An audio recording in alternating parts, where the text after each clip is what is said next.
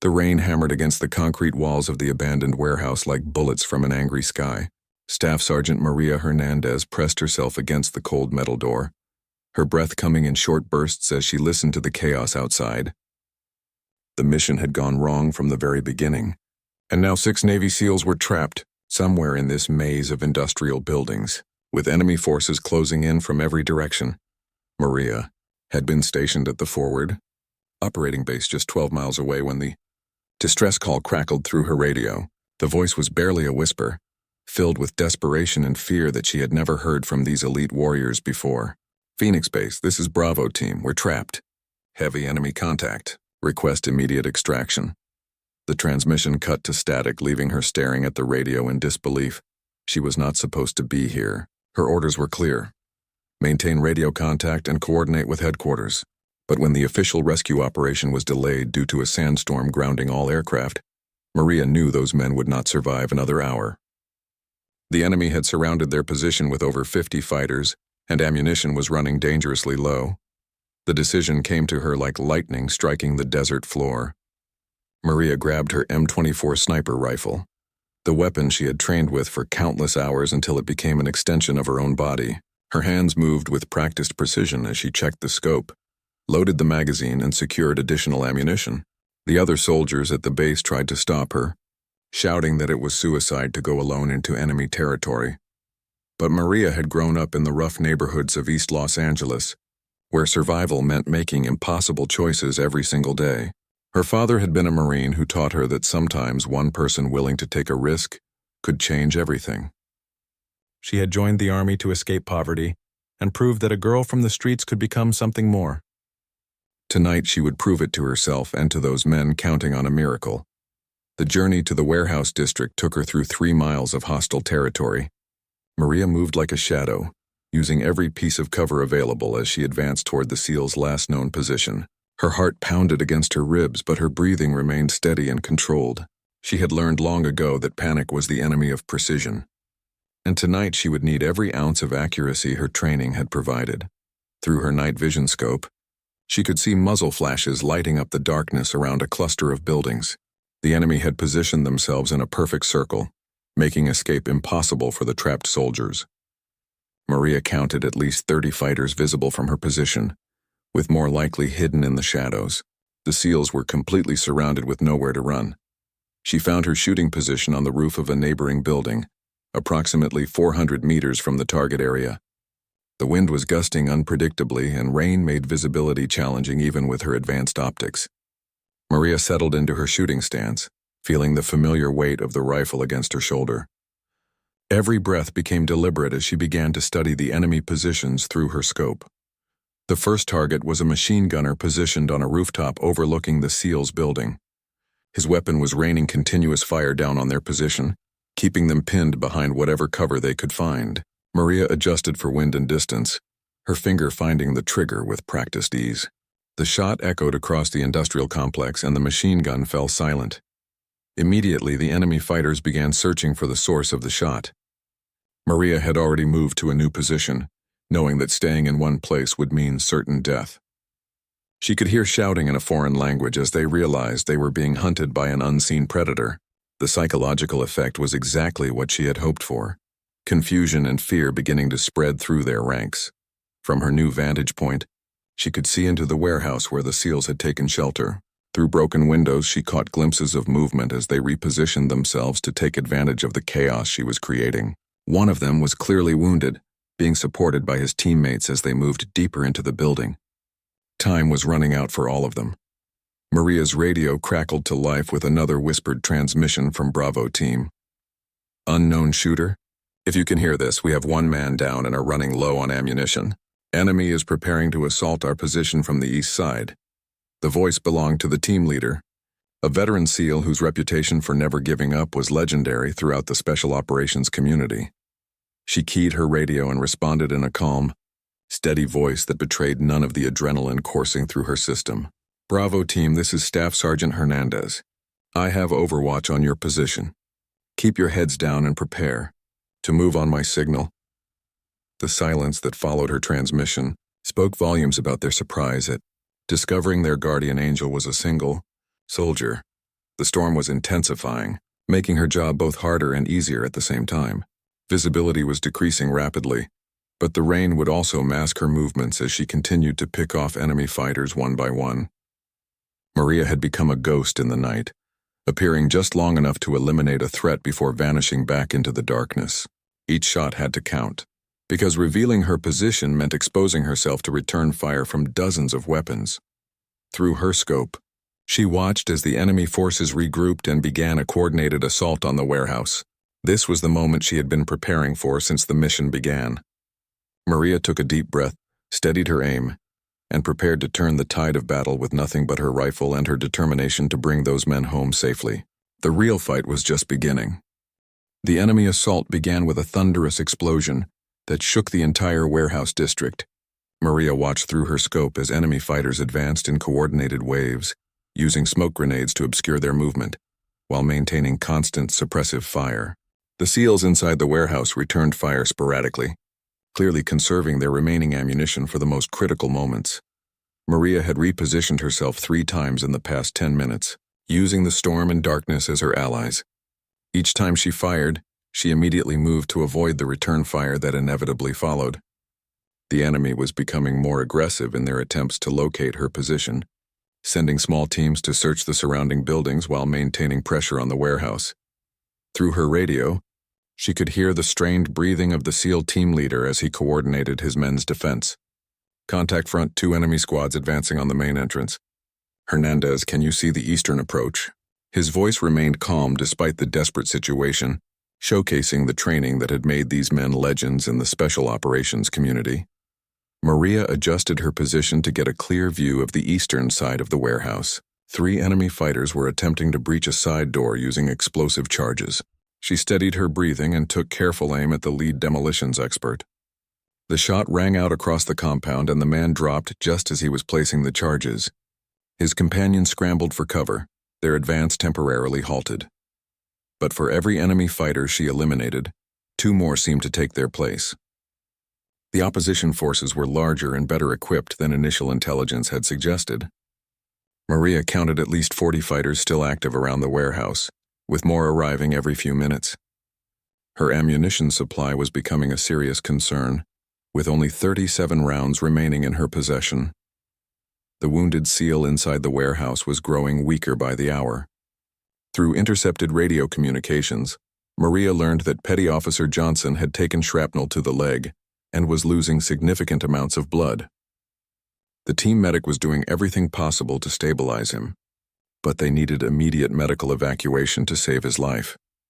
A new voice came over the radio, this one speaking with a thick accent that Maria immediately recognized as their enemy commander. Surrender now and your deaths will be quick. Continue to resist and we will make you suffer before we kill you. The psychological warfare was a classic tactic, designed to break the will of trapped soldiers and force them into making desperate mistakes. The SEAL team leader's response was immediate and defiant. This is Lieutenant Commander Hayes, United States Navy, go to hell. His words carried across the radio with such conviction that Maria felt her own determination strengthen. These men would never surrender, which meant she had to find a way to get them out of this impossible situation. Maria spotted movement on a rooftop approximately 500 meters away. Through her scope, she could see an enemy sniper setting up his own position with a clear line of sight into the warehouse. This shooter posed the greatest threat to the trapped SEALs, and eliminating him became her top priority. The distance was at the outer limit of her effective range, especially in these weather conditions. She took her time calculating the shot, accounting for wind speed, bullet drop, and the movement of both her target and herself. The enemy sniper was professional and methodical, taking his time to ensure accuracy just as she was doing. It became a deadly game of who could acquire their target first and deliver the killing shot. The rain intensified to the point where normal visibility became nearly impossible. Maria switched to thermal imaging on her scope, watching as the heat signatures of enemy fighters moved like ghosts through the industrial complex. The warehouse where the SEALs were trapped glowed like a beacon, their body heat clearly visible against the cold concrete walls. Through the thermal scope, she could see the enemy preparing for a final coordinated assault from multiple directions. They had learned from their previous failed attempts and were now approaching with military precision. Flashbang grenades would be thrown first, followed by an overwhelming rush from 3 different entry points simultaneously. Maria keyed her radio and spoke urgently to the trapped SEALs. "Bravo team, they're about to hit you with everything they have. Multiple entry points, flashbangs incoming. Get ready to move to the northwest corner of the building on my signal." She paused to take another shot, dropping an enemy fighter who was carrying an RPG launcher. "I'm going to create a distraction that should draw most of them away from your position." The plan that formed in her mind was simple, but extremely dangerous.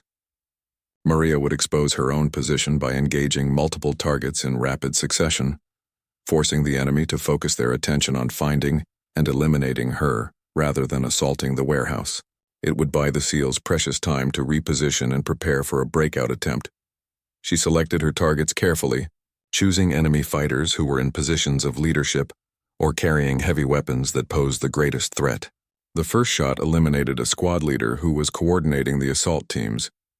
The second dropped a machine gunner who had been providing covering fire. The third took out the RPG operator she had identified earlier. The effect was immediate and dramatic. Enemy forces abandoned their assault preparations and began focusing all their firepower on the building, where they believed Maria was positioned. Tracer rounds lit up the night sky as dozens of weapons opened fire on her suspected location. The sound was deafening, like standing inside a thunderstorm made of gunfire and explosions. Maria had already moved again, but this time her new position offered limited concealment. She could see enemy fighters advancing on her previous location, moving with the confidence of soldiers who believed they had finally cornered their elusive target. Through her radio, she could hear the SEAL team leader coordinating their movement toward the extraction point she had suggested. The enemy sniper she had been tracking finally revealed his position by taking a shot at the warehouse. The muzzle flash was like a lightning strike in the darkness, giving Maria the target reference she needed. She adjusted her aim and fired almost instantly, watching through her scope as the enemy shooter fell backward from his perch. But her shot had also revealed her own position to the enemy forces below. Maria could see muzzle flashes turning in her direction as fighters adjusted their fire toward her rooftop. Bullets began striking the concrete around her position, sending fragments of debris flying through the air. She had seconds before her position became completely untenable. The radio crackled with the voice of Lieutenant Commander Hayes. "Hernandez, we're moving to the extraction point. Can you provide covering fire for our movement?" His question was really asking if she could survive long enough to help them escape. Maria looked at the enemy forces converging on her position and made a decision that would define the rest of this operation. Maria's response came without hesitation, even as bullets continued to tear chunks of concrete from the wall beside her head. "Affirmative, Bravo team. Moving to Overwatch position now. Begin your movement in 60 seconds. She grabbed her rifle and sprinted across the rooftop, using a drainage pipe to rappel down to a lower level where she could establish a new shooting position.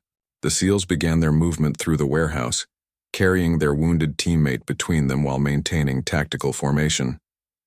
Through her scope, Maria could see them moving like shadows through the broken windows and doorways. Even injured and outnumbered, they moved with the precision that had made Navy SEALs the most feared special operations unit in the world. Enemy forces had split their attention between pursuing Maria and intercepting the escaping SEALs. A squad of 8 fighters was moving to cut off the team's escape route, while another 12 were climbing the buildings around Maria's last known position. She had to eliminate the immediate threat to the SEALs while avoiding the hunters who were closing in on her own location. From her new position, Maria had a clear shot at the squad, attempting to intercept the SEALs. The lead fighter was carrying a radio, clearly coordinating with other enemy units to establish a kill zone.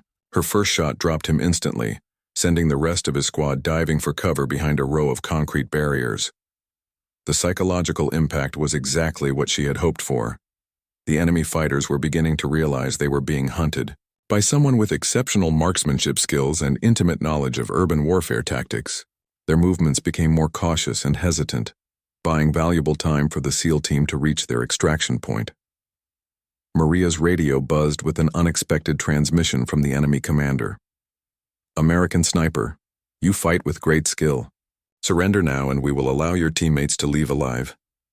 The offer was clearly a trap, but it confirmed that the enemy leadership was growing desperate to end this engagement before more of their fighters were eliminated. She ignored the transmission and continued tracking targets through her scope. The wounded SEAL was slowing down the team's movement significantly, but none of his teammates showed any sign of considering leaving him behind.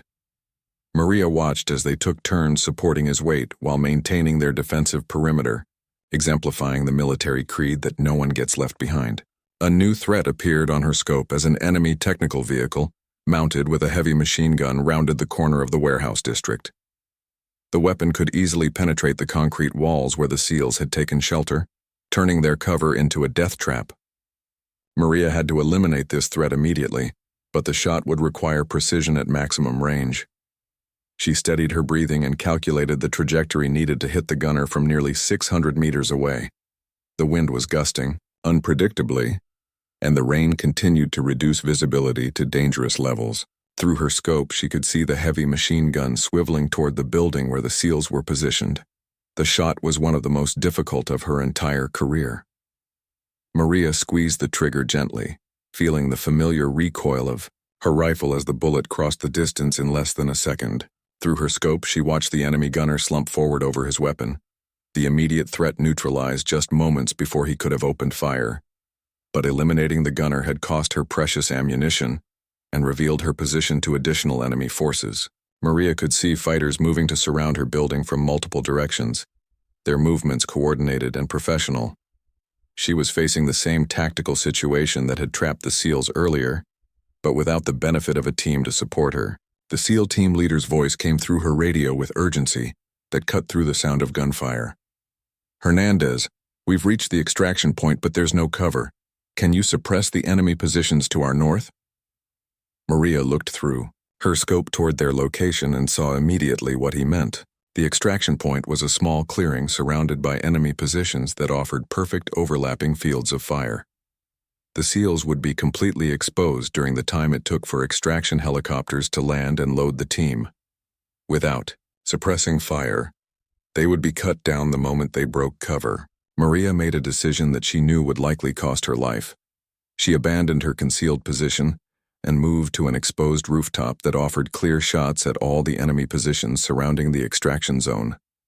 The location provided perfect visibility but absolutely no protection from return fire. She began engaging targets in rapid succession, using every round with surgical precision to eliminate the greatest threats to the SEAL team. Her rifle became an extension of her will, each shot carefully placed to maximum effect. Enemy fighters fell from their positions as she systematically dismantled their ability to prevent the extraction. The sound of approaching helicopters began to echo across the warehouse district, growing louder with each passing second. Maria could see the relief on the faces of the SEAL team as they prepared to load their wounded teammate and escape this nightmare. But the enemy forces were not giving up without a final desperate assault. A rocket-propelled grenade streaked through the air toward Maria's position, exploding against the building below her and sending shockwaves through the concrete structure. She maintained her shooting stance despite the concussion, continuing to provide covering fire as the first extraction helicopter descended toward the landing zone. Through her scope, she could see the SEALs moving toward the helicopter in tactical formation, still protecting their wounded teammate while returning fire at enemy positions. The helicopter's door gunners opened fire with mounted machine guns, adding their firepower to Maria's precision shots and suppressing the enemy forces. But just as the first SEALs reached the helicopter, Maria spotted a new threat that made her blood run cold. An enemy fighter with a shoulder-fired missile was taking aim at the extraction helicopter from a concealed position that only she could see. The missile would destroy the helicopter and kill everyone aboard, turning their successful escape into a tragic disaster. Maria had one shot to prevent catastrophe, but taking it would expose her to concentrated fire from multiple enemy positions. She could see the missile operator steadying his weapon, preparing to fire at the helicopter that was now on the ground and vulnerable. The lives of 6 Navy SEALs hung in the balance, depending entirely on her ability to make an impossible shot under the worst possible conditions. Time seemed to slow as Maria adjusted her aim and prepared to take the most important shot of her life. Everything she had trained for, everything she believed in, came down to this single moment. The enemy missile operator's finger was moving toward his trigger, and she had perhaps 2 seconds before he would fire and destroy everything they had fought to achieve. Maria's shot rang out like thunder across the industrial complex, and the enemy missile operator crumpled to the ground just as his finger reached the trigger. The shoulder-fired missile tumbled harmlessly to the concrete, its threat eliminated by a bullet that had traveled over 400 meters through wind and rain to find its target with lethal precision. The extraction helicopter lifted off with 4 of the 6 SEALs aboard, including the wounded Petty Officer Johnson, who was finally receiving the medical attention he desperately needed. But Lieutenant Commander Hayes and 1 other SEAL remained on the ground, refusing to leave until they could confirm Maria's status and coordinate her own extraction. Enemy forces were converging on Maria's position from every direction, their fury at losing the trapped SEALs now focused entirely on capturing or killing the sniper, who had single-handedly destroyed their operation. She could hear boots pounding on stairwells below her position as fighters stormed the building, determined to reach the rooftop where she had made her final stand.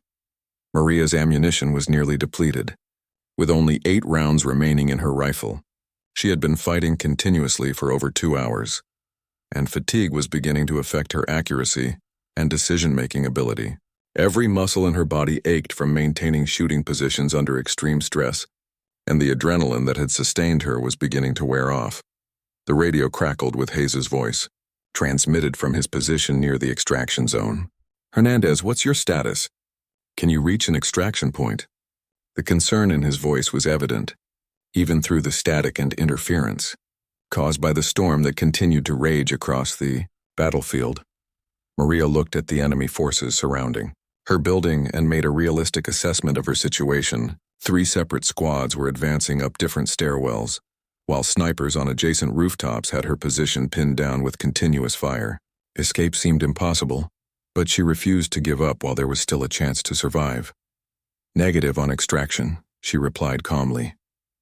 "Building is surrounded. Multiple hostiles inbound to my position. Continue mission without me." The words were difficult to speak, but Maria had accepted the possibility of not returning from this operation the moment she decided to disobey orders and attempt the rescue alone. Hayes' response was immediate and emphatic. "Not happening, Sergeant. We don't leave anyone behind. Mark your position with infrared strobe and prepare for close air support." The determination in his voice reminded Maria why these men had earned their reputation as the most elite fighting force in the world. She activated her infrared beacon, knowing that enemy forces might also be able to detect the signal. The risk was necessary if there was any chance of coordinated rescue efforts reaching her position. Through her scope, she could see Hayes and his teammate moving back toward her building, apparently preparing to mount their own rescue operation, despite being outnumbered and low on ammunition themselves. The first enemy fighters reached the rooftop access door, and Maria could hear them working to breach the metal barrier she had barricaded behind makeshift obstacles. She had perhaps 3 minutes before they would break through and overwhelm her position. Every second became precious as she prepared for the final confrontation. A new sound cut through the chaos of gunfire and shouting voices. The deep rumble of jet engines announced the arrival of close air support that Hayes had somehow managed to coordinate through official channels. An A-10 Thunderbolt attack aircraft appeared through the storm clouds, its distinctive silhouette immediately recognizable to anyone familiar with military aviation. The pilot's voice came over, the radio with professional calm that contrasted sharply with the desperate situation on the ground. "This is Hog 17. I have infrared beacon contact and visual on multiple hostile positions. Requesting confirmation on danger close fire support." The aircraft circled the warehouse district like a predator preparing to strike. Hayes provided the confirmation without hesitation. "Hog 17, this is Bravo 6. Cleared hot on all positions except the building marked with infrared strobe. Danger close authorized. We have friendly trapped on target building. Roof." The radio transmission sealed the fate of the enemy forces, who had thought victory was within their grasp. The A-10's 30mm cannon opened fire with a sound like the world being torn apart. The distinctive brar-t of the GAU-8 Avenger cannon echoed across the complex as high-explosive rounds systematically destroyed enemy positions around Maria's building. The psychological effect was immediate and devastating to enemy morale. Maria watched through her scope as enemy fighters abandoned their assault on her position and scattered in every direction, seeking any available cover from the aircraft's devastating firepower. The coordinated attack on her building dissolved into chaos as survival became each fighter's primary concern, but the aircraft could not target the enemies already inside her building without risking Maria's life. She could hear them resuming their assault on the rooftop access door, their determination renewed by desperation to escape the destruction raining down from above. The barricade she had constructed was beginning to give way under their combined efforts. Hayes and his teammate had used the air support as cover to advance closer to Maria's position. Through her radio, she could hear them coordinating their own assault on the building's lower levels, working systematically to eliminate the enemy fighters who had already gained entry. But time was running out as the rooftop door finally gave way to sustained assault. The first enemy fighter through the door fell immediately to Maria's precisely aimed shot, but two more appeared instantly behind him. She eliminated the second target, but was forced to take cover as automatic weapons fire filled the rooftop with deadly projectiles. Her ammunition was now down to 5 rounds, each one representing a potential life-or-death decision. Maria keyed her radio one final time, speaking with the calm confidence that had defined her throughout this impossible night. "Hayes, I've got multiple hostiles on the roof with me. Don't know if I can hold them much longer.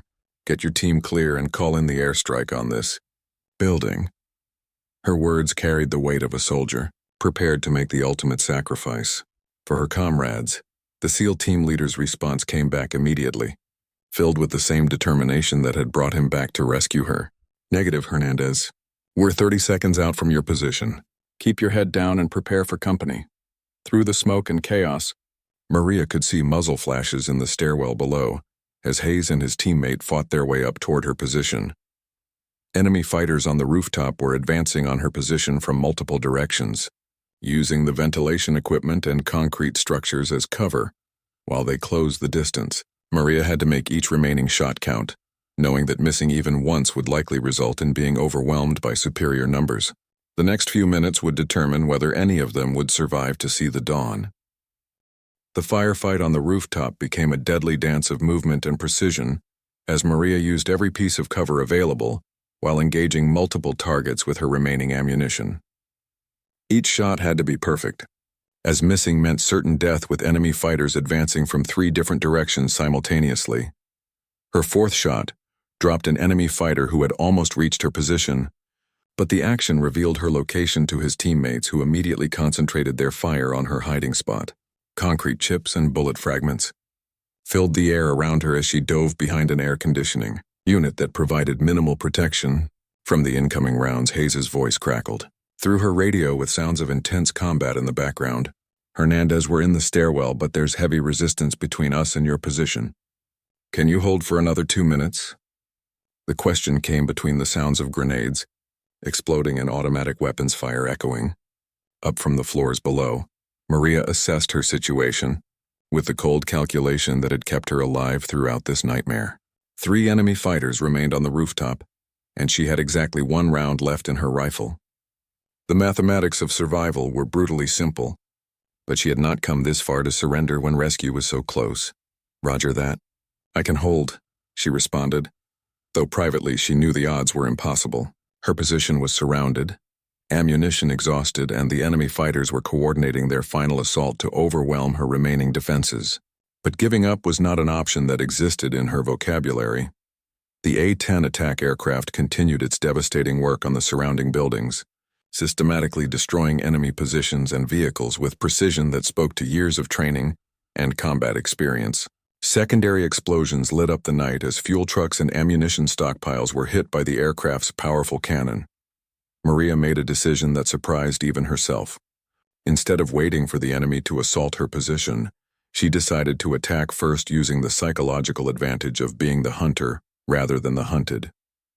She gripped her rifle like a club and prepared to engage in close quarters combat with opponents who would never expect such aggressive tactics. The first enemy fighter rounded the corner of her hiding position, expecting to find a cornered sniper ready to surrender. Instead, he met Maria's rifle stock delivered with all the force she could generate, crushing his skull and dropping him instantly. She grabbed his weapon and ammunition, suddenly transforming from a trapped victim into a dangerous predator once again. The sound of footsteps on metal announced the arrival of Hayes and his teammate on the rooftop level. They emerged from the stairwell access with weapons ready, immediately engaging the remaining enemy fighters with the precision and coordination that defined special operations teams. The three-way firefight became a deadly triangle with no room for error. Maria used the distraction to flank around behind the remaining enemy positions, moving with stealth that seemed impossible on a rooftop, littered with debris and obstacles. Her years of training in urban warfare had taught her to become invisible, even in the most exposed terrain, using shadows and angles that others would never notice. Her new weapon felt unfamiliar in her hands, but Maria adapted quickly to its weight and balance. She had trained with captured enemy weapons during her preparation for deployment, understanding that battlefield conditions often required using whatever tools were available for survival and mission success. The second enemy fighter fell to a perfectly placed shot that ended his threat without revealing her new position to his remaining teammate. Hayes and his partner continued their own engagement, systematically clearing the rooftop with movements that spoke to hundreds of hours of training together as a unit. The final enemy fighter found himself surrounded and outnumbered, but his desperation made him more dangerous than ever. He began firing wildly in all directions while moving toward the edge of the rooftop, apparently planning to take as many of his opponents with him as possible before his inevitable death. Hayes's teammate flanked left while the team leader moved right, executing a textbook pincer movement that left the enemy fighter with nowhere to retreat. But in his panic, the man triggered a grenade that he had apparently been carrying throughout the engagement, turning himself into a human bomb with a 4-second fuse. Maria reacted faster than conscious thought, tackling Hayes and driving him behind the concrete wall that surrounded the rooftop's elevator shaft. The explosion rocked the entire building, sending debris flying in every direction and temporarily deafening everyone within 50 meters of the blast point. When the smoke cleared and their hearing returned, Maria found herself lying on top of the SEAL team leader behind their improvised shelter. Both were covered in dust and minor cuts from flying debris, but miraculously neither had sustained serious injuries from the suicide attack that could easily have killed them both. Hayes looked up at her with expression that mixed relief, gratitude, and professional respect. "That was some fine shooting tonight, Sergeant. Remind me never to get on your bad side." His attempt at humor helped break the tension that had sustained them through hours of life and death. Combat. The sound of approaching helicopters announced the arrival of the extraction aircraft that would finally take them away from this nightmare battlefield. Maria helped Hayes to his feet as they prepared to leave the rooftop that had nearly become their tomb, but had instead become the site of their most unlikely victory. His teammate emerged from behind another piece of cover, grinning despite the blood running down his face from a minor shrapnel wound. "Boss, I think we owe this lady a beer when we get back to base. Maybe several beers." The comment drew tired laughter from all three survivors. The extraction helicopter settled onto the rooftop with rotors spinning, ready for immediate departure as soon as its passengers were aboard. The pilot's voice came over their radios with urgency born from flying into a combat zone where enemy forces might still pose threats to his aircraft. Maria took one last look at the warehouse district where she had spent the most intense hours of her military career. Fires burned throughout the complex from the airstrikes, and dawn was beginning to break through the storm clouds that had provided cover for their desperate battle. The nightmare was finally over. As they boarded the helicopter, Hayes placed his hand on her shoulder and spoke words that would stay with her for the rest of her life. "Sergeant, what you did tonight saved 6 lives and changed the outcome of this entire operation. That kind of courage and skill doesn't go unnoticed in the special operations community." The helicopter lifted off into the dawn sky, carrying Maria and the 2 SEALs away from the burning warehouse district that had nearly claimed their lives. Through the aircraft's windows, she could see the full extent of the destruction caused by the night's battle. Smoke columns rose from dozens of buildings, and emergency vehicles were beginning to arrive on the scene. The flight back to the forward operating base took 23 minutes, but it felt like hours as the adrenaline finally began to leave Maria's system. The exhaustion that she had held at bay throughout the night hit her like a physical blow, and she found herself struggling to stay conscious as the events replayed in her mind. Hayes sat across from her in the helicopter, speaking into his radio to coordinate medical treatment for Petty Officer Johnson and debrief with headquarters about the mission's outcome. But his eyes kept returning to Maria with an expression that mixed professional admiration with something approaching awe at what she had accomplished. When they landed at the base, Maria was immediately surrounded by medical personnel who insisted on examining her, despite her protests that she was uninjured. The base commander, Colonel Martinez, was waiting for her as she emerged from the medical tent, with a clean bill of health and orders to report for debriefing. The debriefing session lasted 6 hours, with Maria recounting every detail of the mission, while intelligence officers took notes and asked clarifying questions about enemy positions, weapons, and tactics. Her actions had provided valuable information about enemy capabilities and weaknesses that would benefit future operations. But the most significant moment came when Colonel Martinez informed her that the rescued SEALs had already filed their reports, each describing her actions in terms that bordered on legendary. Lieutenant Commander Hayes had specifically requested that Maria be considered for immediate transfer to Special Operations training programs. 3 weeks later, Maria received orders that would change the trajectory of her entire military career. She was being transferred to the Special Operations Training Command for evaluation as a candidate for the Army's elite sniper program. The recommendation had come directly from the Naval Special Warfare Command, an unprecedented endorsement from outside her own service branch. The night she had disobeyed orders to save 6 trapped SEALs had transformed her from an ordinary soldier into someone marked for extraordinary things. But Maria understood that the real victory had not been the enemy fighters eliminated or the successful rescue operation. The victory had been proving to herself that courage was not the absence of fear, but action taken despite fear. Petty Officer Johnson made a full recovery from his wounds and returned to active duty within 2 months. He sent Maria a letter expressing his gratitude for saving his life, along with a Navy SEAL trident pin that she would treasure for the rest of her career. The gesture represented acceptance into a brotherhood that few outside the special operations community ever experienced. Hayes was promoted to commander and given command of his own SEAL team, but he maintained contact with Maria throughout her subsequent training and deployment cycles. Their friendship, forged in the crucible of combat, became a professional relationship that would influence both their careers for years to come. The warehouse district where the battle had taken place was completely rebuilt within 18 months, transformed into a commercial development that showed no signs of the violence that had occurred there. But satellite imagery of the area became required study material at sniper schools, used to teach students about urban warfare and the importance of individual initiative in combat situations. Maria's actions that night became the subject of classified case studies throughout the special operations community.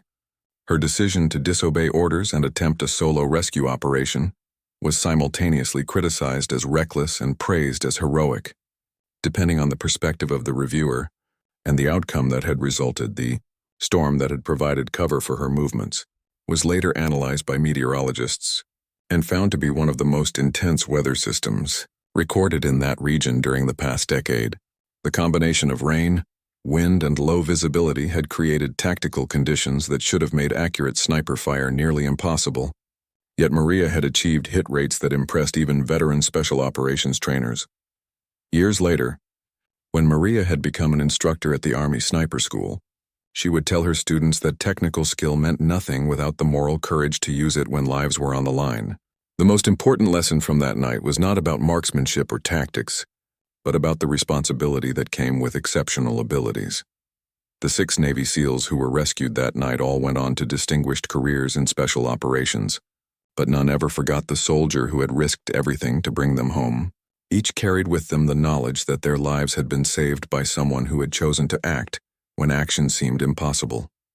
The official records of the operation were classified at the highest levels, but word of Maria's actions spread throughout the military community through unofficial channels. She became known simply as the Ghost to special operations personnel who had heard fragments of the story, though few knew her real name or the complete details of what had transpired. Maria never spoke publicly about the events of that night, understanding that some stories were meant to remain within the brotherhood of those who had lived them, but privately she knew that every subsequent challenge in her career would be measured against the standard she had set during those desperate hours in the storm. When she eventually retired from the military after 22 years of service, Maria carried with her the satisfaction of knowing that she had answered the call when it mattered most. The whispered words "we're trapped" had become the catalyst for a night that proved one person's courage could indeed change everything. The legacy of that night lived on in the training, programs that studied her techniques, the special operations personnel she had mentored, and most importantly, in the knowledge that heroism was not reserved for those with special titles or elite units. Sometimes it emerged from ordinary soldiers who found themselves in extraordinary circumstances and chose to step forward when others stepped back.